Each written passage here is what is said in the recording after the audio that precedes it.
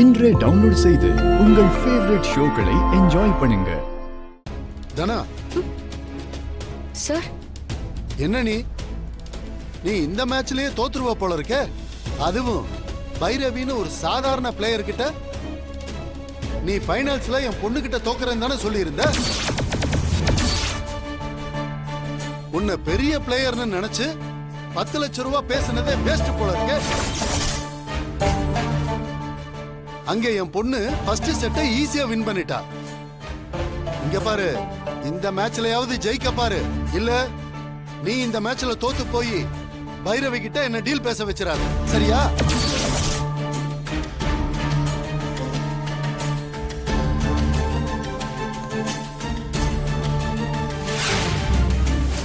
ஏன் தானே இப்படி ஒரு காரியத்தை பண்ண? பேட்மிண்டன் உன்னோட லைஃப். திடீர்னு நீ இப்படி ஒரு காரியத்தை பண்ணலாமா? அதுவும் இல்லாம உன்னை நம்பி அங்க பெரியப்பா சவால் விட்டுருக்காரு. இதுல நீ தோத்துட்டா பெரியப்பா இழக்க போறது 25 வருஷ கௌரவம். அது உனக்கு சம்மதமா? உன்னை பெரியப்பா உசுருக்கும் மேல நம்பிட்டு இருக்காரு தானா. அவர் நம்பிக்கையை நீ காப்பாத்தலனா இந்த ஜென்மத்துக்கோ அவரு உன்னை ஏத்துக்கவே மாட்டாரு. அவரை பாரு, நீ ஃபர்ஸ்ட் செட்டை இழந்ததுக்கு அப்செட்ல உட்கார்ந்துட்டு இருக்காரு. நீ போய் இப்படி ஒரு காரியத்தை ஏன் தானே இப்படி பண்ண? கதிர பிசினஸ் பார்ட்னர் ஆக்க எனக்கு வேற வழி தெரியல மாயா. அதனாலதான் நான் ஒத்துக்கிட்டேன். ஆனா அதனால அப்பாவுக்கு இப்படி ஒரு செக் வரும்னு நான் கனவுல கூட நினைச்சு பார்க்கல. கதிருக்காக நான் இத பண்ணலனா வேற யாரு பண்ணுவா? ஏய், கதிர்க்காக பண்ணன்னு சொல்றியே. முதல்ல இந்த விஷயம் கதிருக்கு தெரியுமா? சொல்லுதனா, ஏன் அமைதியா இருக்க? தெரியாது. தெரிஞ்சா இந்த டீலுக்கு அவன் ஒத்துக்குவானா? என்ன ஒரு முட்டாள்தனத்தை பண்ணி வச்சிருக்க? இரு, இந்த விஷயத்தை நான் இப்பவே கதிர்கிட்ட சொல்றேன்.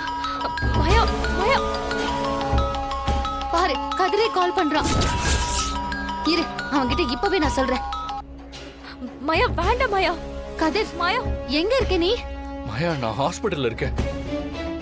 இங்க ஒருத்தருக்கு ஆக்சிடென்ட் ஆயிடுச்சு. அவரை நான் தான் ஹாஸ்பிடல் அட்மிட் பண்ணிருக்கேன். நான் எப்படி விளையாடுறான்? ஃபர்ஸ்ட் செட்டை லூஸ் பண்ணிட்டான். நான் தோத்துட்டாளா? கதிர், அவ இதை விட பெரிய ப்ராப்ளம்ல மாட்டிக்கிட்டு இருக்கா. என்ன சொல்ற மாயா?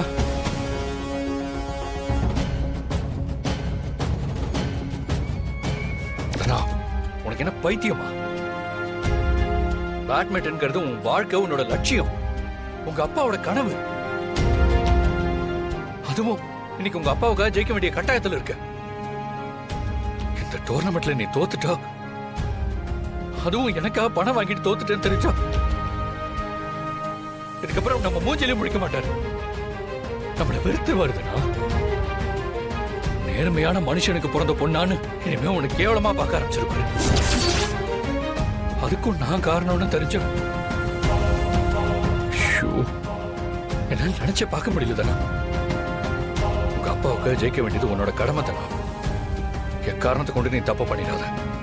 ஜெனிஃபர் அப்பா கிட்ட 5 லட்சம் ரூபாய் பணம் வாங்கியிருக்கேன். நான் அவருக்கு வாக்கும் கொடுத்திருக்கேன். ஏய், பிரார்த்தனை பண்ணி தான் பொண்ணை ஜெயிக்க வைக்கணும்னு நினைக்கிறவனுக்காக நீ கொடுத்த வாக்க முக்கியமா நினைப்பியா? தனா, உனக்கு உன் அப்பா முக்கியமா இல்ல இன்னொருத்தவங்க ஜெயிக்கிறதுக்காக நீ கொடுத்த வாக்கு முக்கியமா? அந்த பணத்தை திருப்பி கொடுத்துடலாம் தானா? பாரு, இந்த டோர்னமெண்ட்ல நீ ஜெயிச்சா இது உங்க அப்பா மேல, என் மேல, நம்ம கும்பிடுற பிள்ளையார் மேல சத்தியம். நான் அங்க வர்றப்ப உனக்கு கப்போட தான் பார்க்கணும். வச்சிடுறேன்.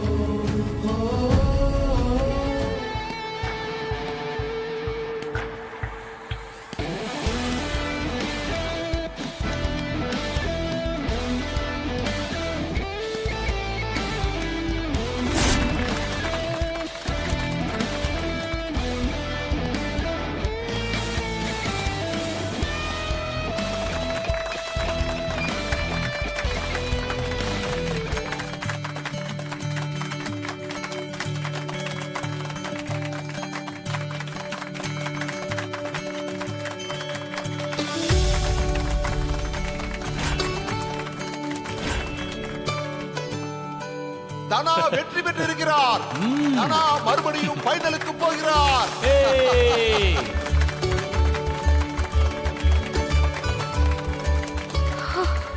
தம்பி உங்க பேர் என்ன? கதிர் சார், கதிரவன். என் பேரு முகமது யூசுப். ஆ, நல்ல வேலை, நான் வந்த வேகத்துக்கு உங்க வண்டியில மோதி இருப்பேன். அப்படி எதுவும் ஆகாம அல்லாஹ் காப்பாத்திட்டாரு. எனக்கு என்னன்னு விட்டுட்டு போகாம என்னை ஆஸ்பத்திரியில சேர்த்து காப்பாத்தி இருக்கீங்க. ரொம்ப தேங்க்ஸ் தம்பி.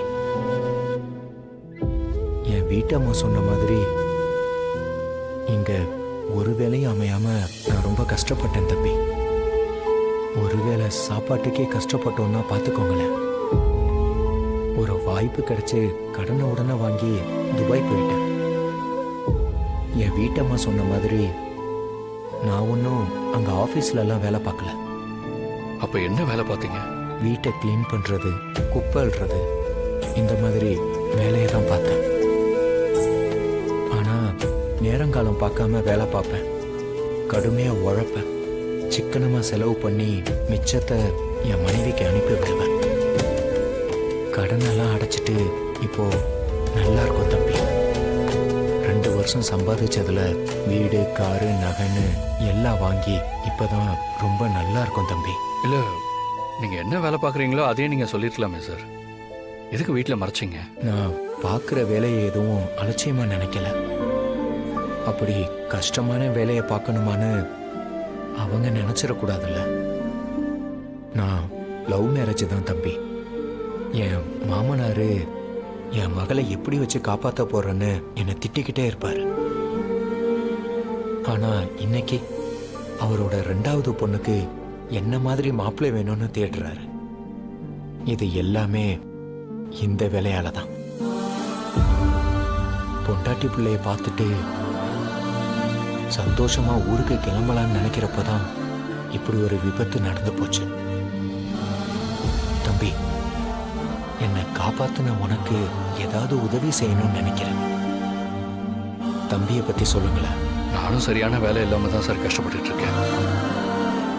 காதலிச்சு கல்யாணம் பண்ண பொண்ணுக்கு வசதியான வாழ்க்கை அமைச்சு கொடுக்க முடியலன்னு ரொம்ப கஷ்டமா இருக்கு சார். சார், எனக்கும் துபாயில வேலை வாங்கி கொடுக்க முடியுமா? என்ன தம்பி இப்படி கேட்டுட்டீங்க? உங்களுக்கு செய்யாம வேற யாருக்கு செய்ய போறேன்? நீங்க வீட்டுல கலந்துட்டு சொல்லுங்க, உடனே ஏற்பாடு பண்ணிடலாம். சார், நிஜமா சொல்றீங்களா? உண்மையா முடியுமா? நீங்க முதல்ல வீட்டுல போய் பேசிட்டு வாங்க. சார், இதோ வந்துடுறேன் சார். ஆ